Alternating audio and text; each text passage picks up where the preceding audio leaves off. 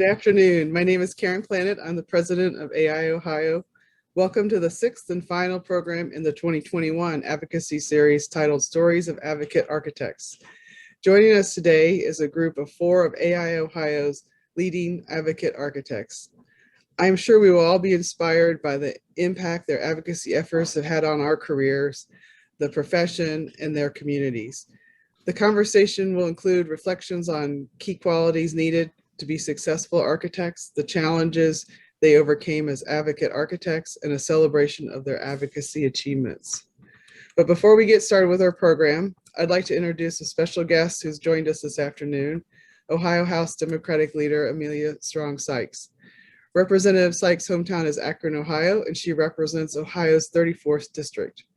Representative Sykes received a BA in psychology from Kent State University and her Juris Doctorate with a certificate in family law and a Master of Public Health from the University of Florida. Thank you, Representative Sykes, for joining us today.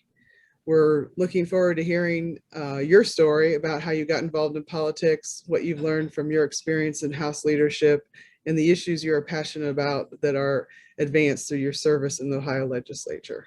Amelia? Thank you. Thank you so much, Karen. I appreciate you for that introduction. And thank you so much for inviting me to participate in your advocacy day.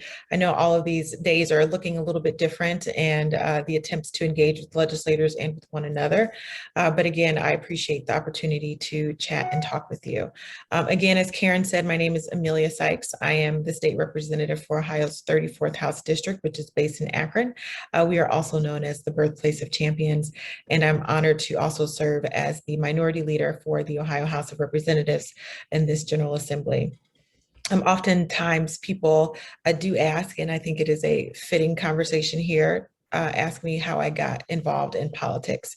And if you would have asked me 10 or 15 years ago, I would have emphatically told you that there would be no way that I would be an elected official, let alone leading the most diverse Democratic caucus in Ohio history with a majority female leadership team.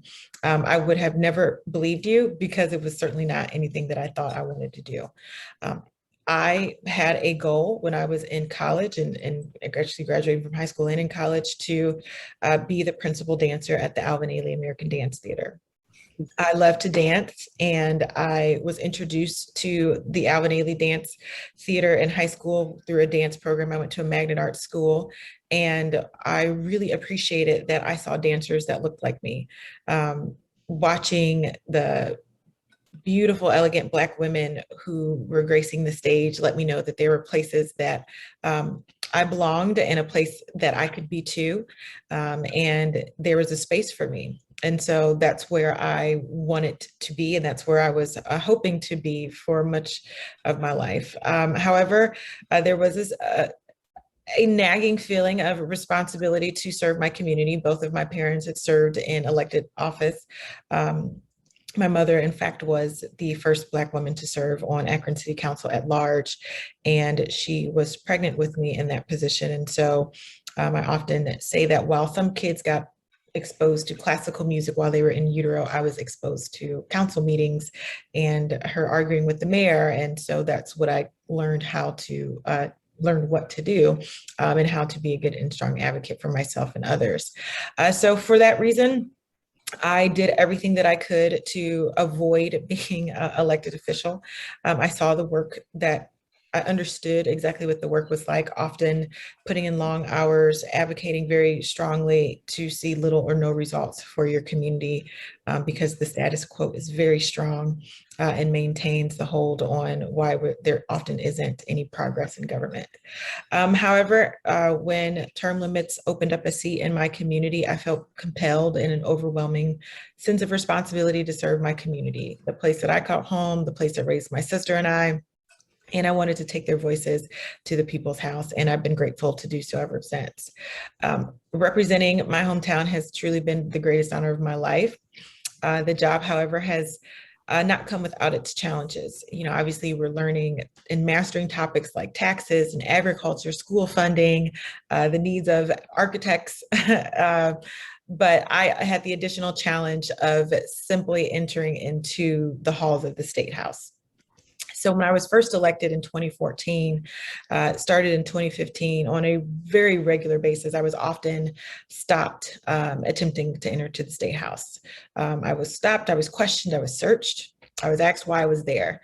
And at first I brushed it off because I thought it was new and I wasn't recognized yet, or that there was new enhanced security for government buildings. However, it became very clear that that was a special treatment that was being reserved for me, even when I was wearing our lapel pins or our badges that identified me as an employee. And I also was stopped often with, legislative aides and lobbyists walking by, gawking and looking and laughing and joking, which was all very uncomfortable and unnecessary because they weren't being stopped. And the troopers who are there were wanding me and going through all of my things. And it was a very vulnerable and infuriating experience. But, for years, went through because, my job was to advance the needs of my community, to work to reduce infant mortality, for tax fairness, for opportunities for everyone. And quite frankly, these types of slights are very common for women, especially if you are in a place where people aren't used to seeing you. But one day I had enough. And when I was walking to the State House and showed my lapel pin and my badge, I was still stopped, and I was with a colleague of mine who validated that I was a legislator, as he was, who walked through without having any issue. And there was a little back and forth ensued with the trooper, and he said he wasn't going to let me in the building until he searched me. Eventually he conceded, and I said to him, why do I have to go through this all the time with you, you and others? And he turned to me and told me that I didn't look like a legislator. And so that phrase stuck with me because, one, it was horribly offensive, and two, also because when you walk through the State House, and I don't know if you've all been there recently, if you see the walls and the pictures of former legislators and Senate presidents and governors, you wouldn't see anyone that looked like me. And I didn't look like a legislator. And it was shown in all through the halls, reinforcing that message. So to stop me and question me about why I was there, even though it is the people's house and the place where the public should be able to come without being harassed, not like a legislator was somewhat of not necessarily a false statement, but one still that was inappropriate. In fact, before I was elected, there wasn't a single Black woman legislator under the age of 30 ever to have been a part of the General Assembly in either chambers, or even just pictured on any of the photos there in the building. And so it was a stark difference from the representation that I appreciated of the Alvin Ailey American Dance Theater, where I saw people who looked like me, who were respected and represented, and the Ohio State House was not a place where it looked like I belonged. And they let me know that all the time. And so that interaction also shed light on the fact that it wasn't only the trooper who didn't see me or think of me as someone who a young Black woman could hold a position of power and influence that looked like me, but also the people that I worked with, the lobbyists that I came across, the people who came to advocate with me, seeing someone like me in the halls of power was an oddity, and it was shared with me on a very regular basis. I was unfamiliar, I was unwelcomed, and they let me know in many ways, including letting me into the building or single-handedly attempting to invalidate the tens of thousands of voters who elected me to represent them in the place they didn't want me to enter. But it always begs the question of, what does a legislator look like? Or what does the face of leadership look like? And why doesn't it look like me? And why shouldn't it or couldn't it look like me? And the reality is, it is me. I am a leader, I am a legislator, and I look like a mayor and a congressperson and a governor and the vice president of the United States of America. And just like all of you, part of the reason I wanted to share this story with you is because we all have our backgrounds, we have certain experiences that we bring with us, and they're all very important. And whether or not they are typically represented or typically heard from, they're all just as important and equally should be respected and heard from.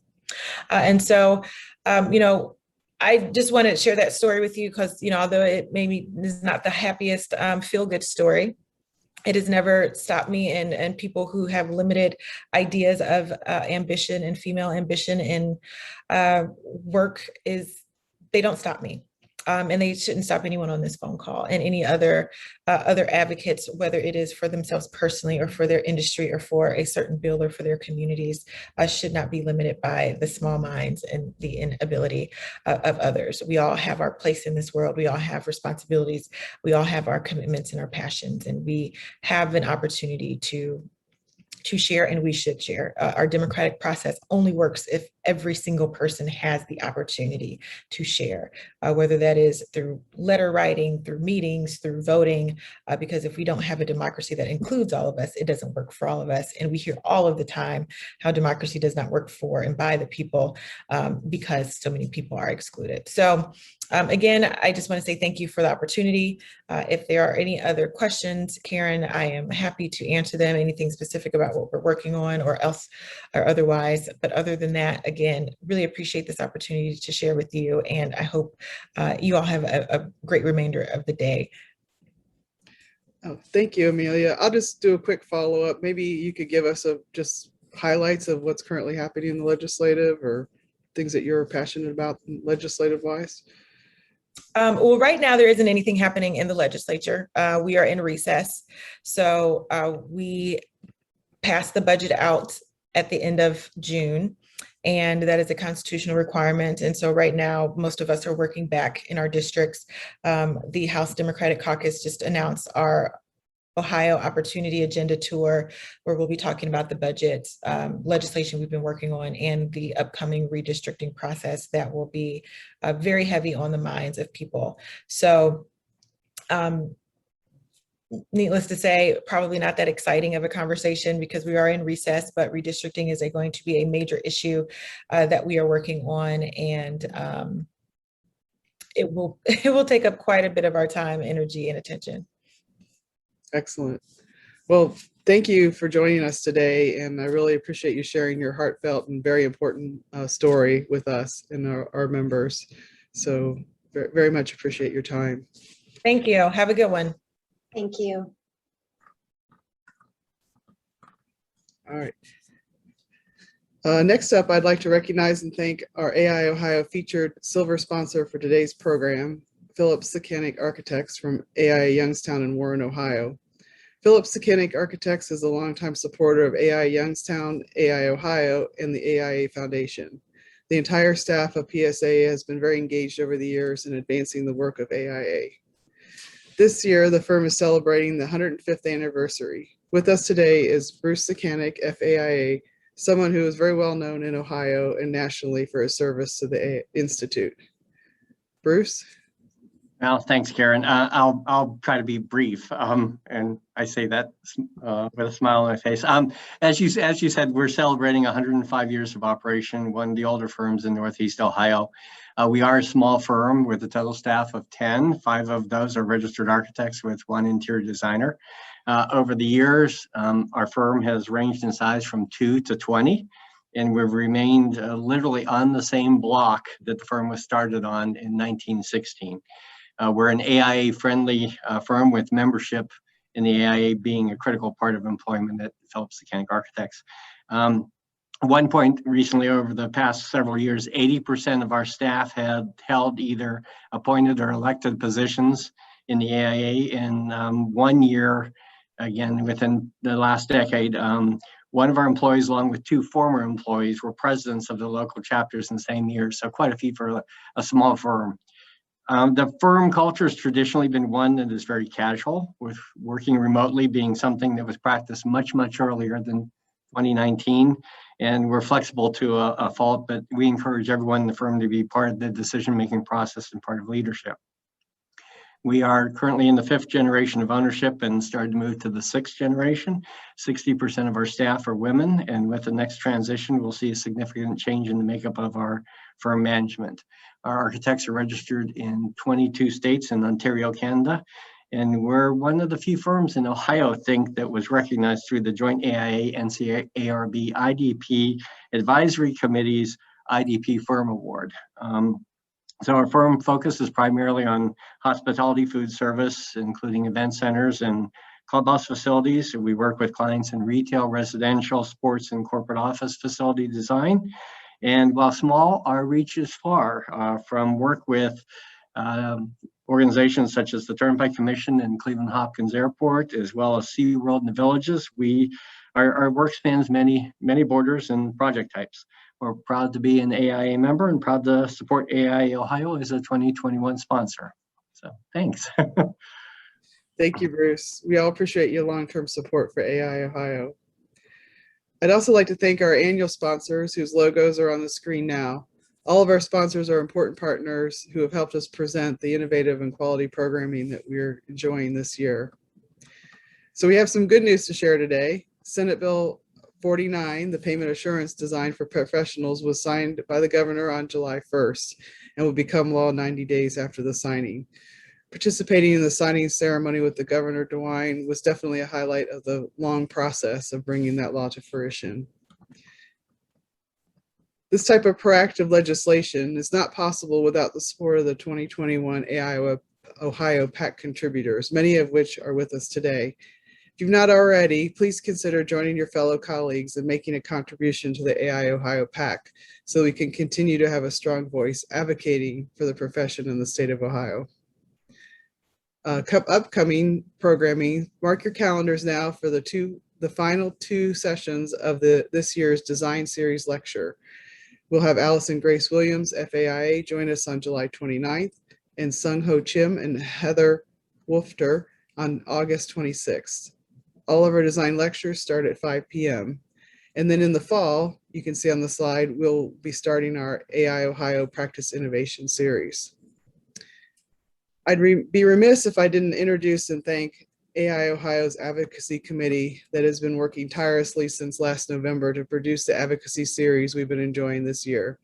Trust me, there have been many Zoom calls and late night sessions preparing the programs we have presented, all of which would not have been possible without my co-chair, Bruce Sakanik from AIA Youngstown, Matt Toddy from AIA Columbus, and our executive director, Kate Brunswick.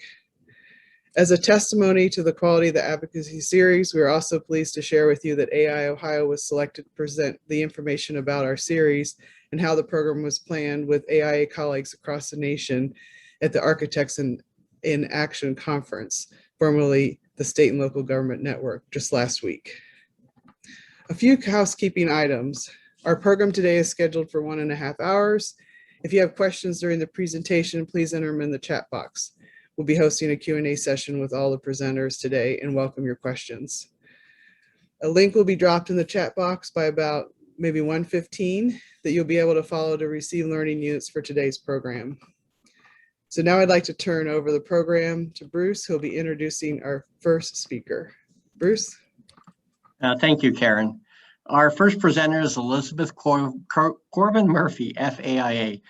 Elizabeth is an accomplished architect dedicated to preservation, restoration, technology, and design.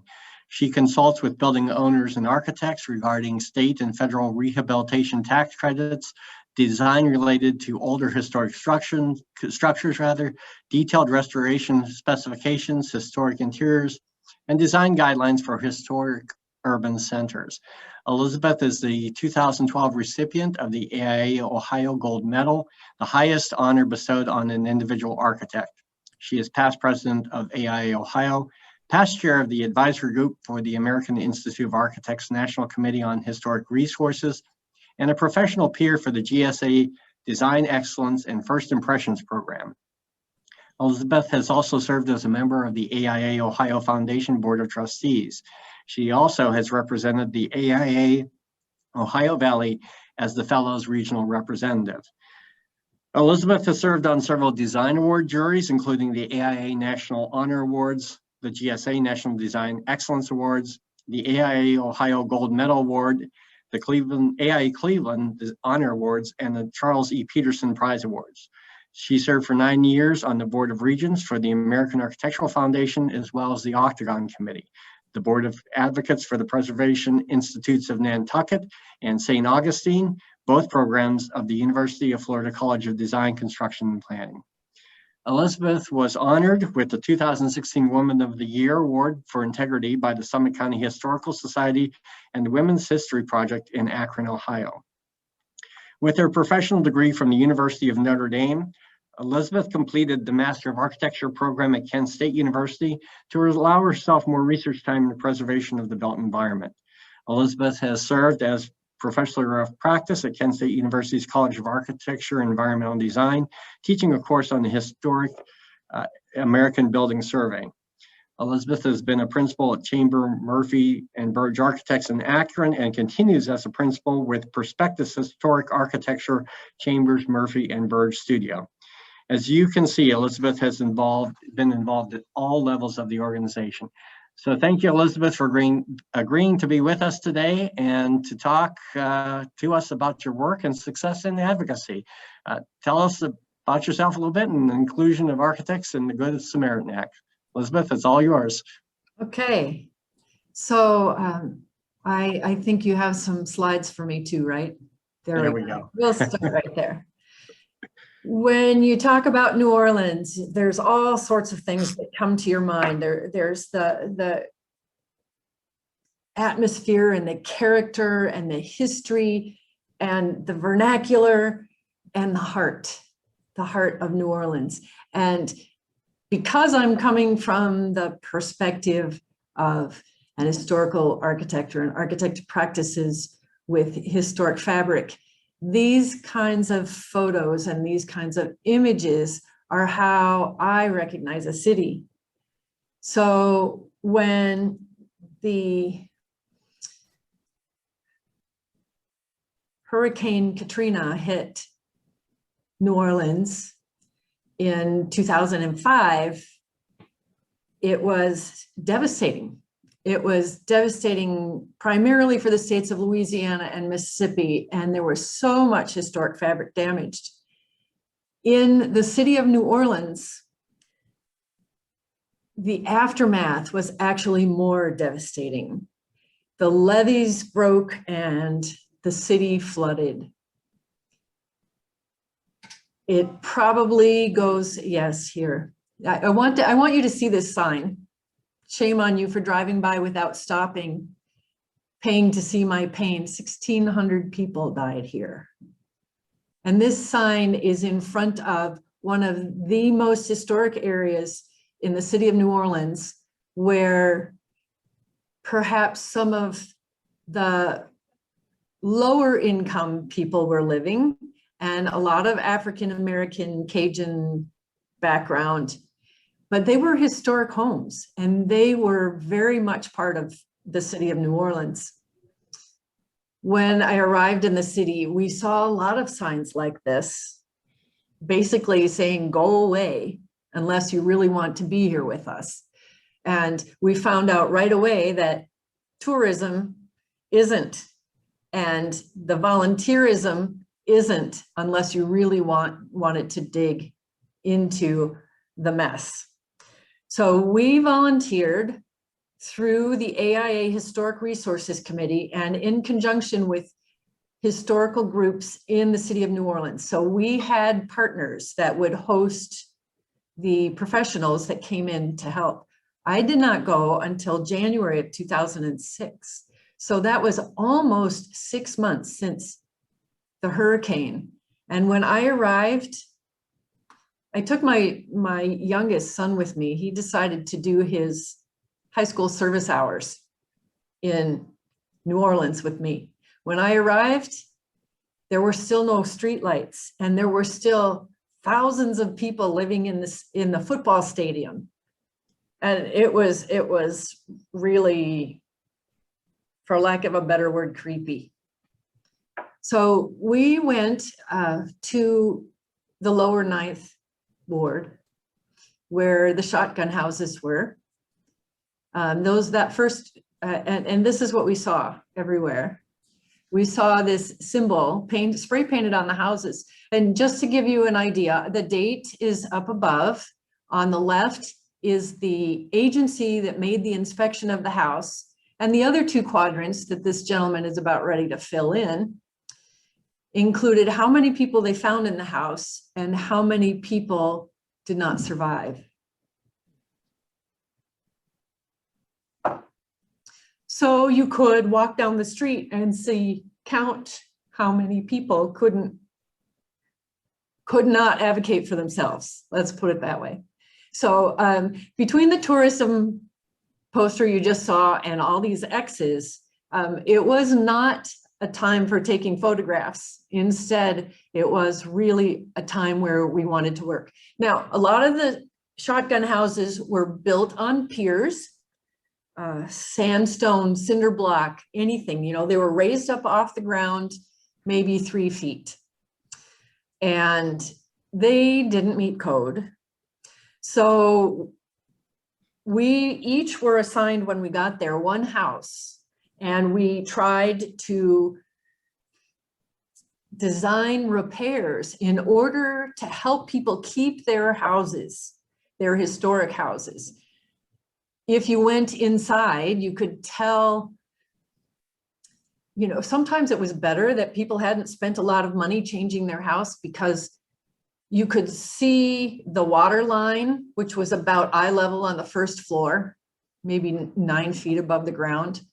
And you could see the line. And if somebody had renovated their house with gypsum board, then the entire house was moldy and everything had to be scraped out. Whereas if it was plaster, some of the plaster healed. And if they were wide planks on the inside of the house, they survived and they could be fixed. And they didn't need to be torn down, and these people's houses didn't need to be taken from them. So it was our job to redraw an historic foundation, or to specify what needs to come out and what doesn't need to come out. And while we were doing that, I was only there for a week. And what do I do at the end of my week's worth of work? I hand it off to a stranger. And the worry was there. Am I now responsible for some contractor I don't know to do my work? And what happens if it's not done right, and this poor family gets into more danger? And this is what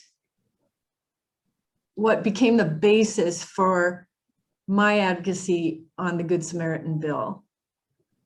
When you go to a situation like that, you want to be the absolute most helpful.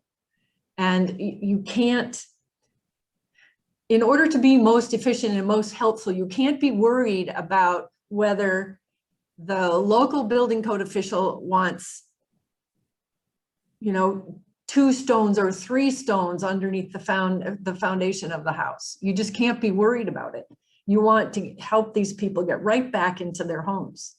So Bruce, if you can go to the next picture. So these photos aren't really good because we were not taking good photos, but these photos were published in the local newspaper. Mrs. Bennett was a homeowner for the house that we were working on, the little pink shotgun house. And she had already been whisked off to Texas. She couldn't be near her house, and her daughter came by a couple of times as we were working on the house. And her daughter was 65. So you can imagine how old Mrs. Bennett was. And she said that house had been in her family for 5 generations. And she just wanted to keep her house. In the shot in the middle, you can see the level of the water level that I told you about. And then in the lower left, you see students from Loyola that were helping to clean out all of that stuff that had to be thrown away. My son was most fascinated by the piles of personal treasures that were sitting on the road waiting for the dump trucks to pick it up and haul it away. He found a little olive wood crucifix on the floor. He wasn't supposed to touch anything. We're told it's all contaminated, don't touch it. But he picked up that crucifix and he cleaned it and he hung it on the outside of the house. And when Mrs. Bennett's daughter came up, she said, "Oh my God, where did that come from?" And my son told her, I found it in the pile of trash. She said that when she was 8 years old, the pastor from her church went to the Holy Land and he brought back crosses for all the children in her church. And that cross, had been there for almost 60 years. And Tom found it and put it back on Mrs. Bennett's house, and her daughter was just in tears. So those are the kinds of things that spark your advocacy. something that touches you in a way that your architectural license maybe doesn't. So we were able to get the advocacy bill passed in the state of Ohio that allows us to work on these kinds of projects without the fear of retribution for your kind works. And I have to say that being able to go from the emotional advocacy to the political advocacy wasn't as hard as I thought it would be, because I was working with a committee from this state committee that was bipartisan committee, and they both cared. Both sides cared, the whole group cared, and it was really a wonderful experience. That doesn't mean they don't ask you tough questions, but we can handle tough questions. So, Elizabeth, we have about 3 minutes left on your presentation, and what you presented is absolutely fabulous. But I'm wondering if you can, I think the members would like to know, what part of the process was the most challenging for you from start to finish of getting design professionals included under the Good Samaritan Act? Okay. Bruce, if you go to the next slide, we get to look at the pretty stuff. Oh, you didn't get it in there. Okay, never mind. Yeah, there we go. There we go. All right. So what was the most difficult was to try to get all of my compatriots to understand that sometimes there's a little bit of compromise, and sometimes you have to reach out to other groups and pull them in order to bolster the strength of your argument. Okay, so it wasn't just AIA Ohio that went after the Good Samaritan bill. We had the general contractors and the engineers with us because it made our argument stronger. And frankly, that collaboration makes us stronger. I really believe that that type of collaboration is what puts us together in strength behind what we say. But it is hard to convince people that we should give up, one little piece that we want in order to make other people happy so that we have that strength going forward. I think that was the toughest part. So basically it's the coalition building and developing all that to get the bill through and get everyone on the same side and on the same page. Yes, indeed. Well, great, Elizabeth. We appreciate you sharing your experience with us. It's fantastic. To be honest with you, I've known you for a long time. I don't think we've ever shared that. I didn't even know you were in New Orleans after Katrina. Yeah. So really glad to hear your story about this. And it was fantastic to have you share that. So okay. Thanks, Bruce. Thank you.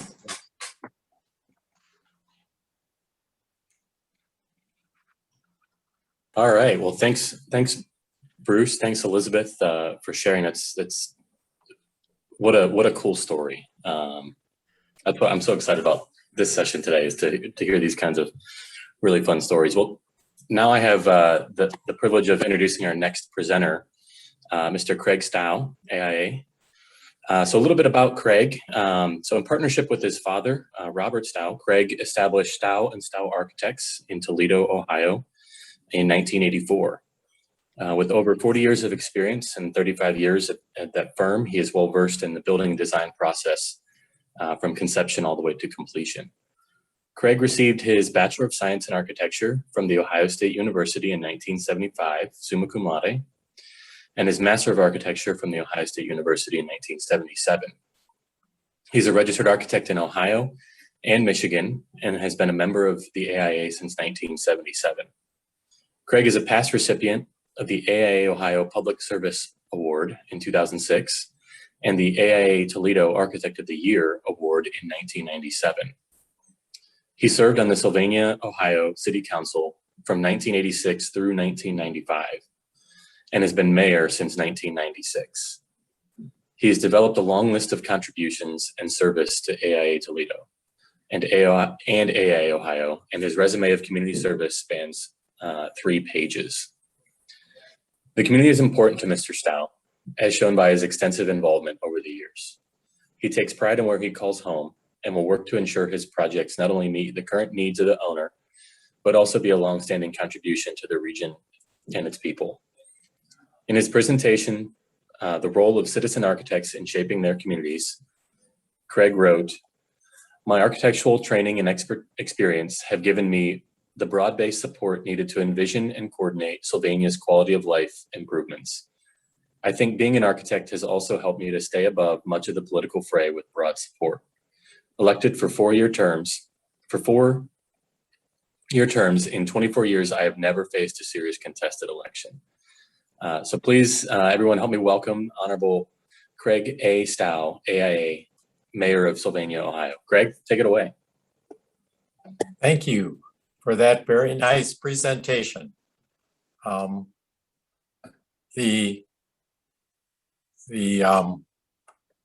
like to make my presentation really in 2 parts: how I got to be mayor and why, and then some of the fun things and the constructive things I've been able to do for the community. I never set out to be an elected official, let alone the mayor of my community. What I did when I got out of school and got my registration and formed the business with my dad was I wanted to give back to the community. And I know all of us have that feeling. We can give back to the community by serving with the Boy Scouts or on the local hospital board. You can do it by serving as a volunteer coach and all sorts of roles. But I decided that my architectural education gave me a chance to do it on the Plan Commission. And I was not known well in the community, though my dad was a little bit. I had to petition the local mayor at the time to join the Plan Commission, and that took about a year to get his attention and get appointed. That was back in 1986. And we met once a month and we review new site plans and new basic architectural reviews. At the end of the 5 years, the president of city council was retiring and they asked me to run at his place, and I was fairly apprehensive about that. Politics can be very scary, especially in your hometown. But I was able to run and got elected. I'm not sure how, just Grace helped me with that one, and served there for 10 years. And the last 2 years was president of council. We had a mayor at the time who'd been mayor for 18 years, and he chose to go to work for Governor Voinovich as one of his directors and had to vacate the mayor's office. So in the middle of a term, I had 2 years unopposed. And it's given me a chance to pursue quality of life issues in our community. Now I'll start talking about these pictures and slide some more in here. This is a picture of my city council, the 7 people sitting in the front, a wide diversity of people from different professions and ages. And then in the back, you'll see I'm standing in the middle underneath my city logo, which we've updated since this picture, and then my staff. Being mayor is a part-time job in Sylvania. I did not have to give up my career, as I probably would have had to have done for a higher elected office or to go to Columbus. I've turned down being in the state legislature 3 times because it's just too much travel time and too much of a commitment. But here in Sylvania, technically I am the direct employer of 120 employees for the city, but I really administer those people through these directors. And starting at the left side, there's a director of public service and public safety and an economic development director. The lady standing to my right is our law director, and then the chief of police, our finance director, and our clerk of council. I have had the opportunity to have some of the most rewarding friendships and to meet the most important people I've ever met by being mayor, because as a mayor, you're an advocate for your community. And when somebody important comes to visit, whether it's a president or a governor, or you need to participate in regional affairs, that's who they want to talk to, is the mayor. So it's been very rewarding from that point of view. And it's also fun. This is a picture of me riding in our Memorial Day parade. This was actually a picture that was published in the Toledo Blade the next day. I've got the president of city council right in the Jeep next to me. Of course, we ride in Jeeps, Toledo known for Jeeps. But when I go out and talk to kids, I tell them we don't make Jeeps in Sylvania. We make a great place to live, and we make a great place to raise kids. And we talk about quality of life issues. If we could move ahead, let's see what's next. We do meet with state legislators. That's Senator Teresa Gavarone at an economic development presentation by our Community Improvement Corporation. You can see me way off to the edge, but the big guy standing next to Teresa is the president of our local hospital. And we have the head of our Chamber of Commerce, our township administrator. Sylvania's really about 50,000 people, 20,000 of which are technically city residents, but all of us belong to the township, and all 50,000 think I'm their mayor. We also have some business owners to the right. So economic development is a big part of what I'm doing. This is a picture of me standing with all the other mayors in the community, including the mayor of City of Toledo, the gentleman in the third from the left in the red tie. That's Wade Kapsakavich, who's currently starting his reelection campaign. And standing next to him is the president of the Lucas County Commissioners. This picture was taken at the signing ceremony for a new regional water contract.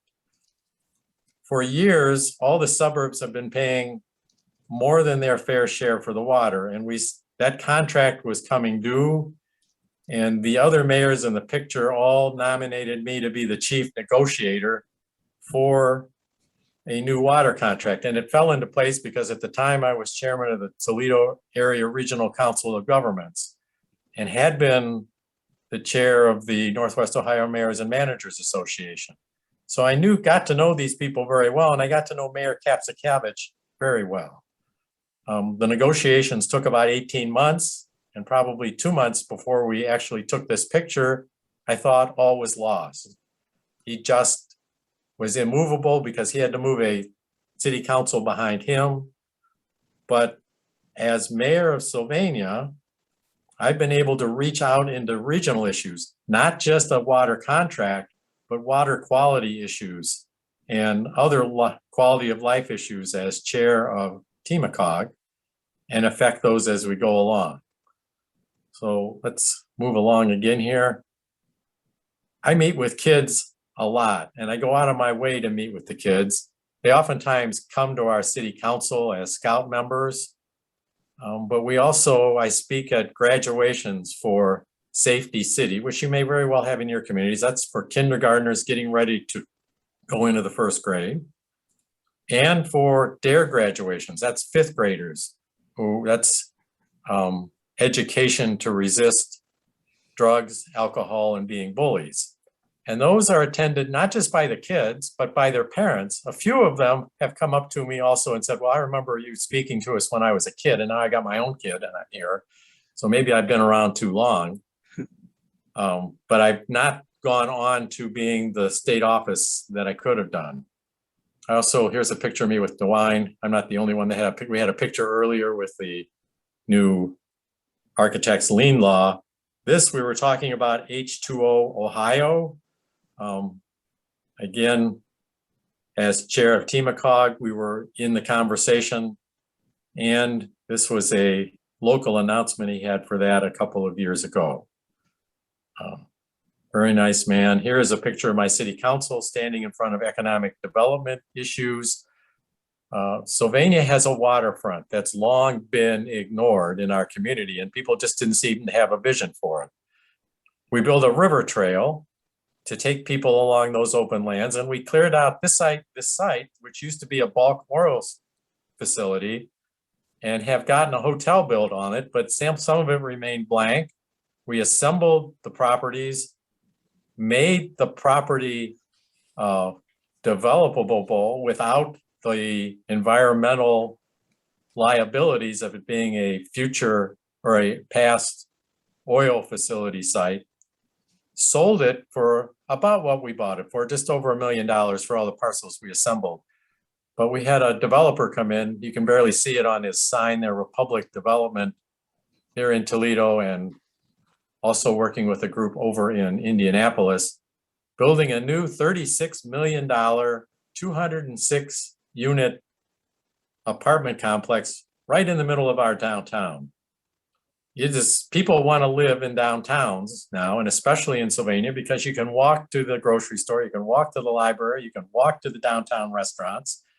There's a picture of our downtown that I took riding in the parade on Memorial Day. We've worked to make it a destination, to rehab the old buildings, we put lights. You can see we built a canopy over our downtown. And this year, because the lights are not effective during summer daylight hours, we had the idea of putting these balloons, which are just vinyl balloons that are put up there on the cables where we have Christmas lights. They shimmer and they blow in the wind, and they are, I'm sure, soon to be copied in communities around Sylvania. But you can see the crowds that were there. We have a Tree City program every year. Sylvania's been a Tree City USA for 33 years. There's that new SOMO development behind me. SOMO in Sylvania stands for South of Monroe Street. It sounded snappy, as kind of sounds like Soho, but it's SOMO. And you can see that we have a town crier standing to my left in this picture. Town crier came from our sister city relationship with Woodstock, Ontario.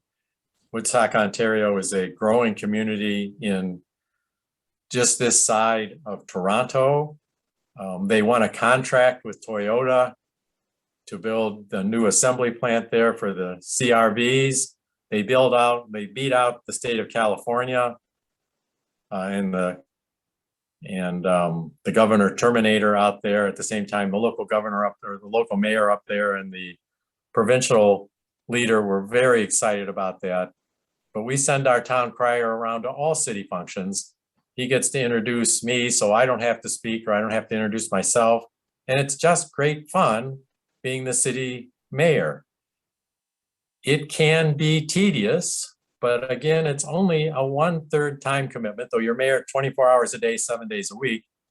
Because of the professionals that the city employs, I don't work at it as that. I still have a separate career, but it allows me to get my fingers into and my advocacy into, and an architect's point of view into quality of life, not just the built environment, but the entire quality of life for our community as we move the city forward. It is as satisfying a thing as I could possibly do without leaving my hometown. That's okay. No, that's great. I love that bit there about, not only the satisfaction, but being able to represent the architect's voice, So I'm curious, just to maybe a few closing words, Craig, if you would mind sharing, what was the biggest challenge maybe to being elected the first time? And then if there's any advice you have for anyone in the audience today who might be considering running for public office. I can tell you that there's a fear factor involved with putting yourself on the ballot. Not just myself, but I see it in other people that have to decide, are they going to put their name on the ballot for city council or school board or township trustee or state representative? Because you become fair game when you're on the ballot. People are legally allowed to say anything they want about you, true or false, to get themselves elected. That is a scary point of view. And there was also the concern of the conflict of interest that were going to come along. How much would it limit my ability to go out and get new work? And yes, I have lost work over time because of a conflict of interest. Sometimes there's a direct conflict of interest, which legally is you cannot hire yourself to do work. But more usual, it's the appearance of impropriety. Can I do work for the local school board? Can I do work for the Sylvania Township trustees or for Lucas County? We found ways around that sometimes, working for another architectural firm as a consultant to them. And then there's the fear of losing. We talked about what people might say about you, fear of losing work. Losing is really tough on a lot of people's minds. You're putting yourself and your ego on the line every time your name's on the ballot. I've been saved from that several times by not even having an opponent on the ballot. That's not happening this year. We've got a a woman on city council who's decided it's her time. She's even got an ad out there that says it's time for Katie, or it's Katie's time. Well, what are you going to do for the community, Katie? So we're working on our campaign for that, and I'm looking forward to it. It's a challenge at my point in life where the outcome is unsure, and yet you're going to meet all these wonderful people and hear all this support along the way. And yes, we may have a few lies out there, but fear is still present. Fear of losing, fear of not following through and doing the right thing. That's great. Well, we really appreciate your time today, Craig. Thanks for sharing with us. I'm gonna hand it over to Karen. Thank you. Yeah, thank you, Craig, for your service and sharing your story today. You may have just inspired the next architect to become a mayor. So I certainly hope so, but you don't run for mayor first, run for city council. Be on city the planning council, commission. okay. Well, we might have some council members that are ready for mayor. All right. Our next speaker is Chris Toddy, AIA. Christopher Toddy is the president of Christopher at Architects LLC and Chrysalis Environmental Development in Cleveland. He was a 1996 to 2007 AIA Ohio Valley YAF representative, served on the AIA Ohio board from 2007 to 2009, was the AIA Ohio Valley SFX representative from 2015 to 2020, served as AIA Ohio's representative to the state government network in 2017, and co-chaired the AIA Ohio Lien Rights PAL Assurance Task Force from 2017 to 2020. In 2019, Chris was AIA Cleveland's president and the national chair of the Small Firm Exchange. Chris has lectured nationally on the topics of architects' lien rights, leadership development for architects, sustainability, and the National AIA Small Firm Exchange. Chris received his Bachelor of Architecture degree from the University of Notre Dame in 1998 and his Master's of Architecture from the University of Texas at Austin in 1993. He received a certificate in urban real estate development and finance from Cleveland State University and a certificate in project management from the College of Business at Baldwin Wallace University. Please join me in welcoming Christopher Toddy, AIA. Thank you, Karen. So I'm recovering from a bronchial infection, so I apologize ahead of time for any coughing I might do in my presentation. Today we're celebrating the passage of lien rights for architects in Ohio. July 1st was a big day for architects in Ohio for two reasons. One is, besides getting your contract honored or going to small claims, we now have another tool in our toolkit to get paid, and that's lien rights. The second reason that this is important is that we've changed the perception. Previously, architects did not have lien rights in Ohio because the state legislature decided that architects do not contribute to the development and construction of properties. And so with our lien rights, we've now changed that perception that architects do contribute, and that's really important. So what I'd like to do is share some of the highlights of the steps of how we got to celebrate today for that accomplishment, and then kind of share some lessons learned, which can be summarized in that you too can be an instigator. You can do this too. So in 2006, I was doing a condo development in Spring Lake, Michigan. Architects have lien rights in Michigan. The developer decided he didn't want to pay for the first set of CDs on a $40 million condo development. And along with the contractors and subcontractors, we filed a lien and eventually got partially paid. So that was my experience with lien rights. So what are lien rights? So when Washington, D.C. was being built, approximately 1789, the architects, engineers, and contractors were tasked with building Washington, D.C. And they said, wait a second, the U.S. government is not a solvent entity. We need some reassurances. So Thomas Jefferson and James Madison said, okay, this is what we're going to do. If we can't pay you, we will sell the property and its improvements and pay you out of those monies. So besides your contract, you now have rights when it goes into effect approximately October 1st. You have the right to get paid out of the equity that's built out of the project and out of the site. So where did this idea come from? How was it instigated?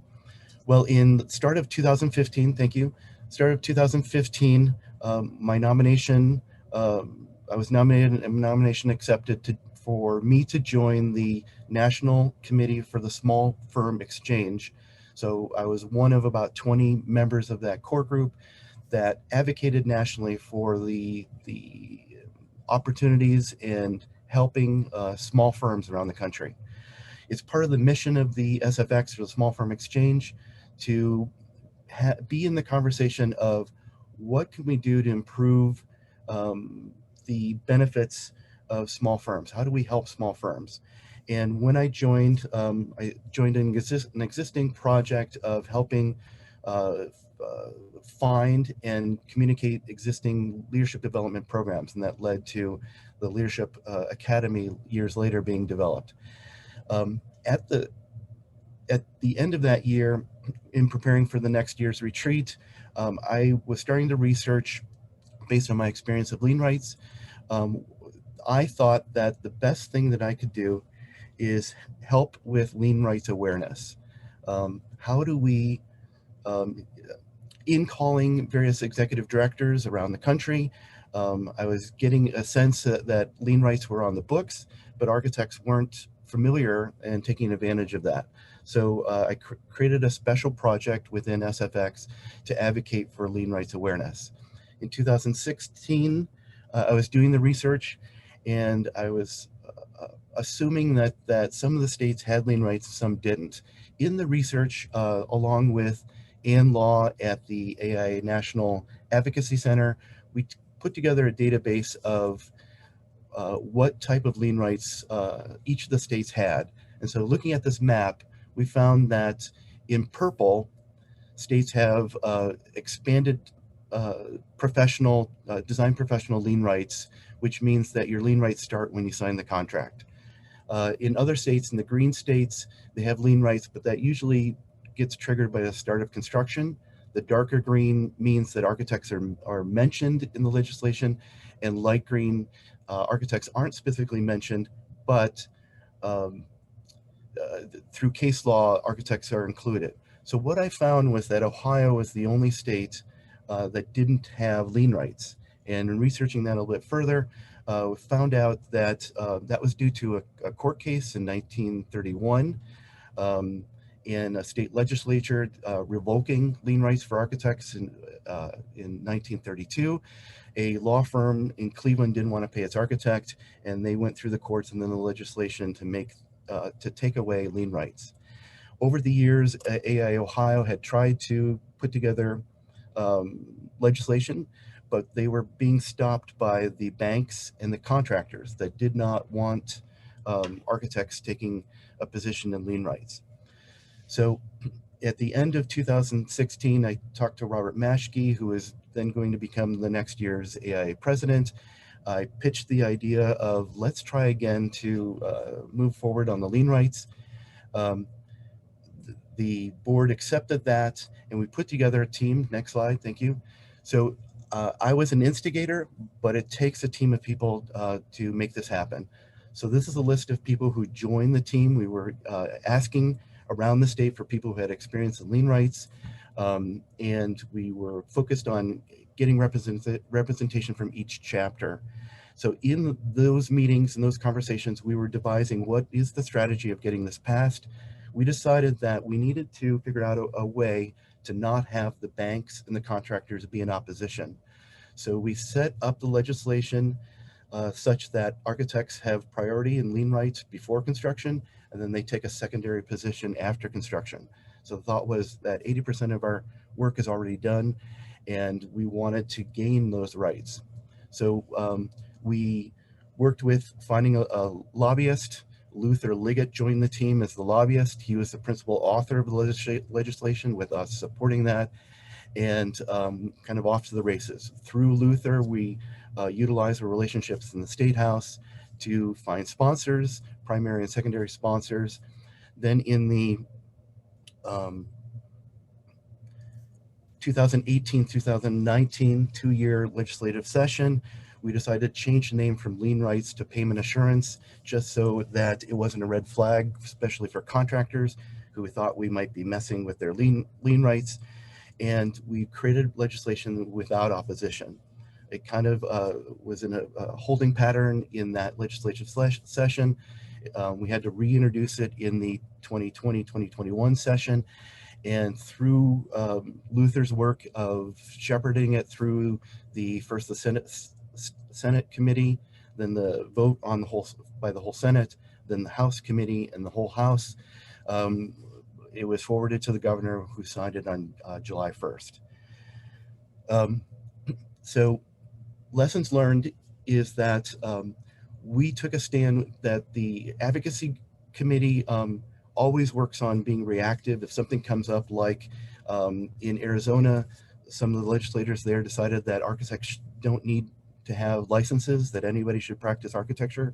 AIA Arizona was reactive to that and proved the point that legislation for licensure is important in Arizona.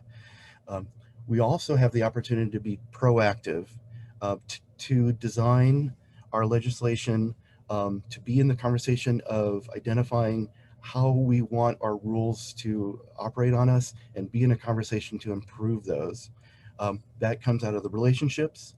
During my time on the AIA Ohio board, we had things proactively go through, like the seal law and creating a requirement for LEED Silver for schools, and then working with the state contracts and moving away from just having multi-prime.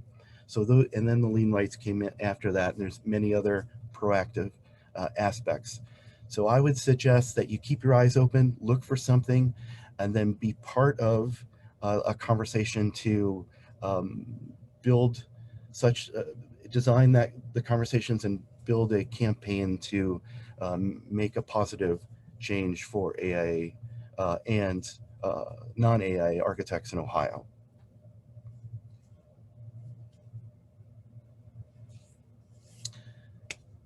So, Karen, yeah, thank you, Chris. I've got a few questions for you.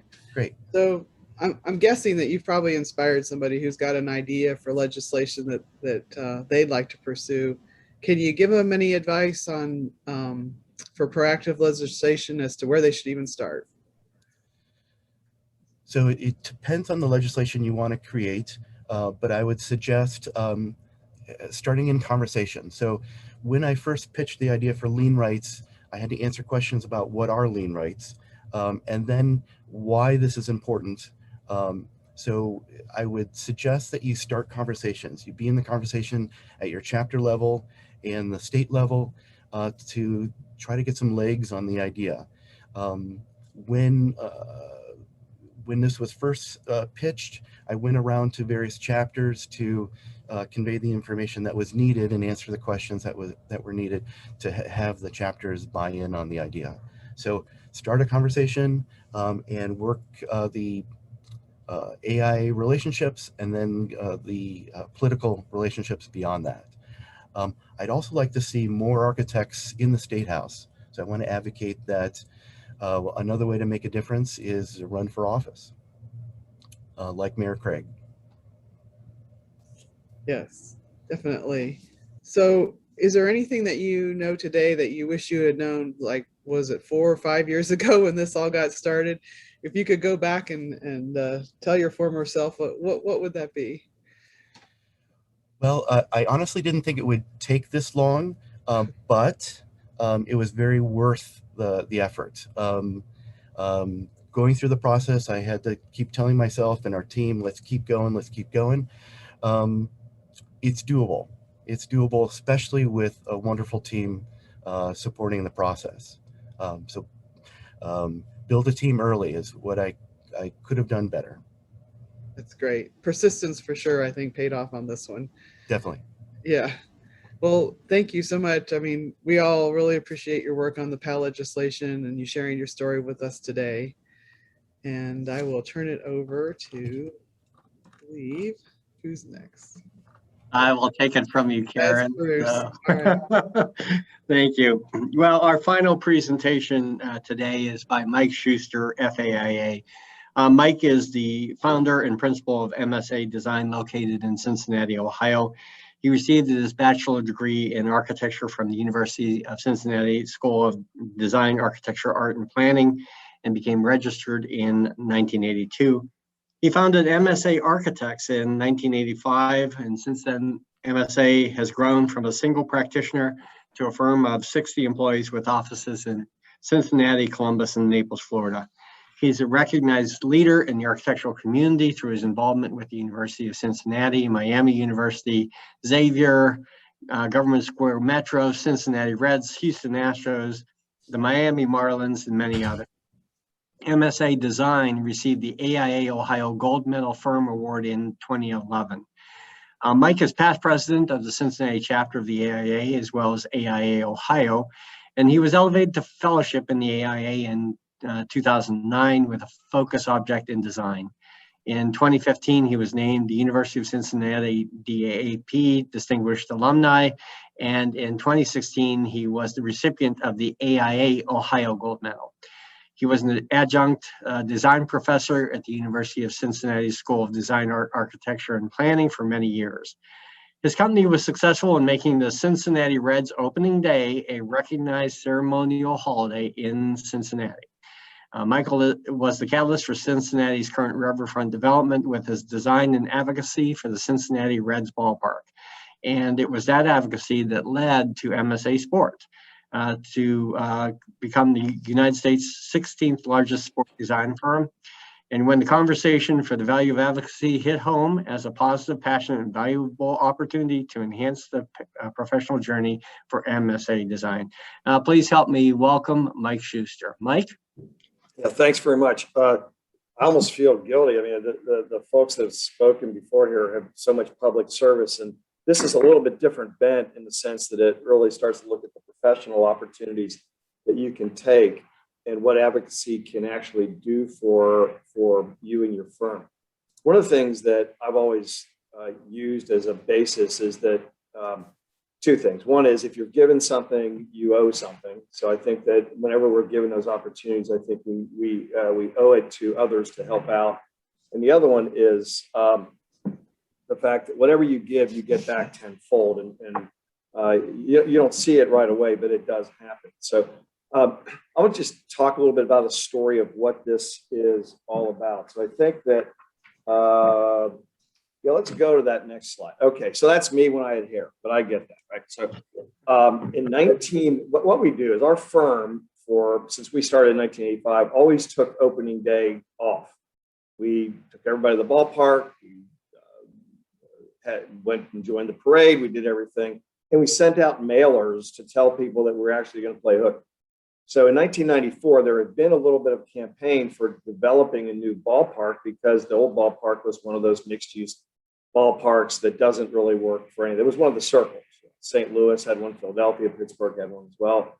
So we were talking about the idea of doing more of a more specific ballpark. So one of our campaigns here was to actually get people to support the idea of a new ballpark. So if you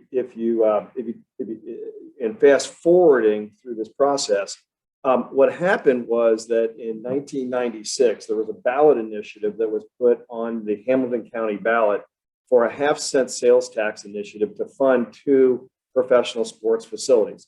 One would be for the Bengals and the other one would be for the Reds. The picture that you see of the riverfront, the aerial view, you see the round circle there, and you also see the city, and you see all of the things that there's a spaghetti of highway right above the stadium and below the CBD. Well, there was room for things, but nobody really knew how to plan what was going on. That actually the spaghetti that's in the middle of all those roads was actually redesigned and rebuilt to actually create a new Fort Washington way. That it's a depressed highway that allowed the city grid to connect across the way, and that opened up some areas. So what happened was that I was in 1996 that the initiative passed, what happened was that later that year, I'm opening the newspaper up the next one morning, and I see that the AIA Cincinnati board had unanimously endorsed another site, not a riverfront site, but another site called Broadway Commons. It was north of the CBD as the site for the new ballpark. And I was the AFC's, the foundation, the Architecture Foundation of Cincinnati's president at the time, and was a board member of the AIA Cincinnati. And I called up the president. I said, I don't agree with that. So it's not unanimous. And then that's when he informed me that I was a non-voting ex officio member, and whatever I really thought, it didn't matter. So I said, okay, well, I'm going to write a letter.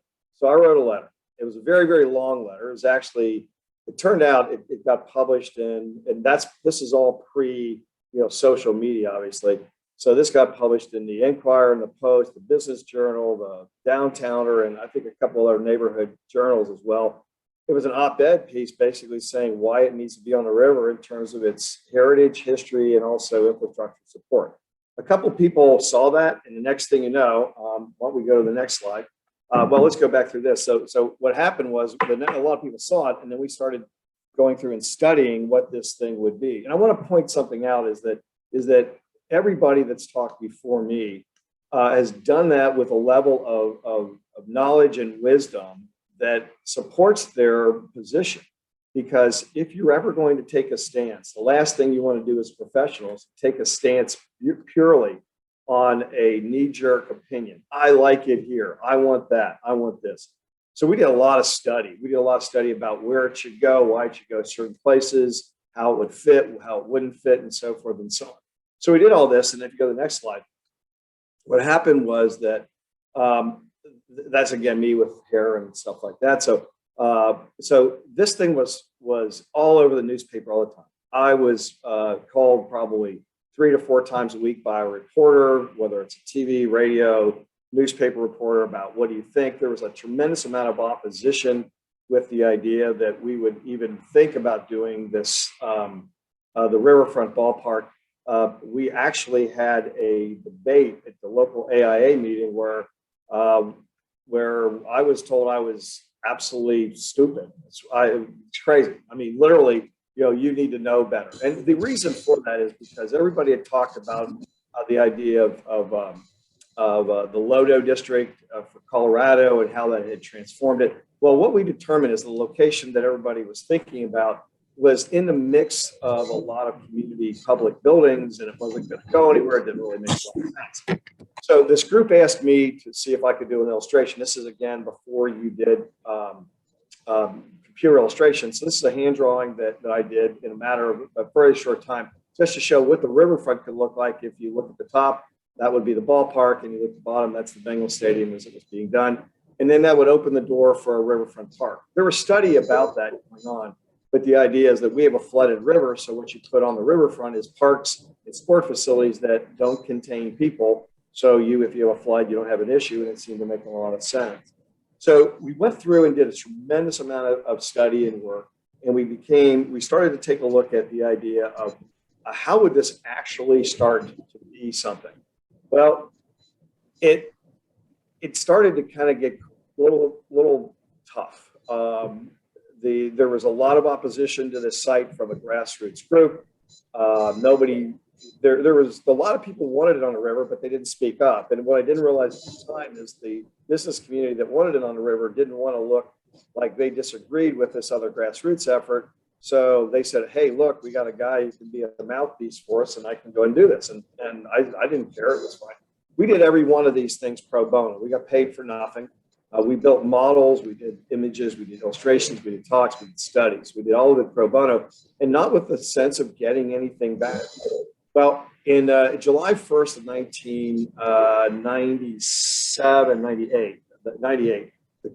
the county commissioners approved, because they had to approve the site for the Reds ballpark, and it was on the river. And we had also helped the Cincinnati Reds to take a look at those opportunities and say, hey, the riverfront makes a lot of sense. I really like it. We did presentations for Marge Schott, for Carl Lindner, for all kinds of county commissioners, politicians. People would drop in all the time, and we would do all these things. And we didn't think anything of it. We just thought we want to go have a ballpark on the river. We weren't trying to do design work. We were just trying to advocate for a ballpark and a new riverfront. So in July, the county commissioner of '98, they passed it. Right away, the grassroots effort had enough or got signatures to put it as a ballot initiative in Hamilton County to have the taxpayers decide whether it would go on the riverfront or it would go up at Broadway Commons. Well, ultimately, that November, the riverfront overwhelmingly won. I think it was a 60% 40 vote for the riverfront. After that, we started looking at maybe there's an opportunity for us. Well, we actually teamed up with somebody to do the project. We weren't successful, but we were hired as the design advocate consultant for the Reds during the whole ballpark. Through that process, we got to meet a lot of people, and a lot of people started believing and thinking and realizing we actually understand sports and sports architecture. So we started doing a lot more. We started doing stuff for the Reds. We started doing it for other people. We actually, a number of years ago, got work in Houston at Minute Maid Ballpark, competed nationally against national firms. Redid the entire center field area. If you ever watched on TV, everything that you see straight ahead in center field, we redid. Go ahead, next one. That's just some of the work that we did. We've done suites and clubs, and we continue to do work for them. And it's now been about 8 years that we work for the Houston Astros as the architect that's doing work at Minute Maid. Go ahead, next. And then we also have done all the aftermarket work, most of the aftermarket. There's a couple little specialty things we haven't done at the Cincinnati Reds ballpark for any kind of improvements that they do at the ballpark as well. Go to the next one. I think that just shows a few Reds projects. We've done a number of things. Whenever they need a club, a deck, a retail, whatever, we've done that. You go to the next one. And what it's also done is open the door for other work. So we done work at the Ohio State University. We do a tremendous amount of work for Xavier University, FC Cincinnati, Miami Marlins. We've done some significant improvements for them, Wilmington College, Ohio University, and currently we're also working on some work for Center College. The point is that we never really intended to become a sport design firm. We really wanted to be an advocate for an idea on the riverfront, and we did not think we were going to get anything from it. But at the end of the day, what we got was the ability to, and Bruce said that before, we are the 16th largest sport design firm in the country. Well, I can tell you the first 7 or 8 are about 10 times the size or 20 times or 30 or 40 times the size we are. But we still do a lot of work regionally, and it allows us to advocate for sports in a profession where we love to do sport design. So the idea of advocacy never crossed our minds that it would actually turn into something that would be part of our professional being in the future. We're a design-based firm, but we do a tremendous amount of sport architecture. So we've been excited about the process. So again, if you go back to advocacy, the idea is that, and I always take a look at this, and I say, when you take risks, it's a risk-reward issue. When you choose not to take a risk, there's no reward. So you got to stick your neck out a few times and get it chopped off to figure out what you got to do to come back and win. You can talk to any one of the people that are on this panel. It's the same way. And you got to embrace the possibility of losing. And that's something that's going to happen. And you just learn from it and you move on. And it's been a good ride for us. And we appreciate everything that everybody has done for us. So advocacy is a way to actually it's how you get known. It's how you get involved. And it's been a great thing for us. Well, thanks, Mike. That was great to hear. I remember the first time I ever met you was actually at one of our AIA conferences in Cincinnati, and you were doing a program on this, and you were giving off a baseball, I think, raffling it off at that time. So it's been a long time since we first met on this. But I do have one quick question for you, if you can just give us a quick answer. Why you? Why did you step up of all the other people in Cincinnati? Why you? I have no clue. I have no clue. Because I believed in it. Well, first of all, I didn't like the fact that somebody was actually telling me that the architects in Cincinnati were going to support something unanimously when I didn't agree with that. And that starts the process. And then I had a good friend. I have a good friend, John Schneider. John has been an advocate for a lot of city things in Cincinnati. And all of a sudden, he kept putting me in front of all these people. He would say, "Hey, Mike, I'm going to have a reporter to call you. Hey, Mike, I'm going to have someone else call you." And pretty soon, it was just a snowball. The interesting thing about it was funny when it was all done. you're used to having all these reporters calling you all the time and all this stuff, and all of a sudden it's gone. You go, wait a minute, what happened to all that? It's all gone. But it turned into something. And I love baseball. I coached for over 20 some years, summer travel ball, national travel ball with some great players, and seen a lot of guys have great careers all the way through some of the minors and so on and so on. So never a major league. I love baseball. It's a thing for our city. So. Well, that's great. We really appreciate your presentation, Mike. I hope it's a catalyst for others to do similar things in their community. So thank you so much for being part of today's program. Thanks. Karen?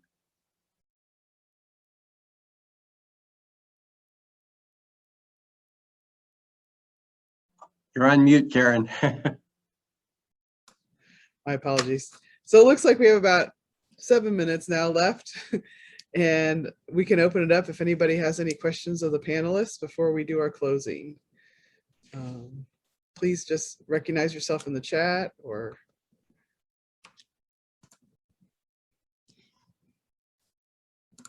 So we have one. Let's see. Great session. We got some good comments. We got Judd, who's going to be the next mayor.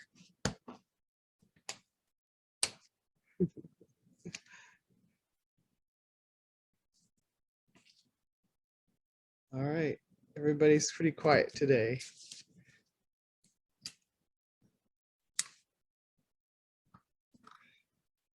I'm gonna go ahead and wrap it up since I don't see any questions unless there's any other ones from our group. Just want to thank everybody and all our panelists today for joining us and sharing these inspiring stories about your advocacy journeys. You should have already found the link in the chat box so you can register for your CEUs for today's program. Big thank you again to Bruce Sakanik, Matt Toddy, Kate Brunswick for all your hard work making today's program and the whole series on advocacy a reality. Although this is the last session in the advocacy series for this year, don't consider this the end of your advocacy experience. So the best reward for all of our hard work that we put into putting this series together is for us to get to see a ripple effect, the results from your participation in the sessions and the great impact that you will have for the profession and your community as advocates. And then as you can see on our last slide, we started this series with Advocacy Begins With You. And we are now handing over the torch to all of you who should all now have tools and inspiration so you can say proudly that advocacy begins with me. So thank you all again for joining us for the session, for the series, and to our panelists today for very inspiring stories about being advocates for the profession. So thank you all. Thank you.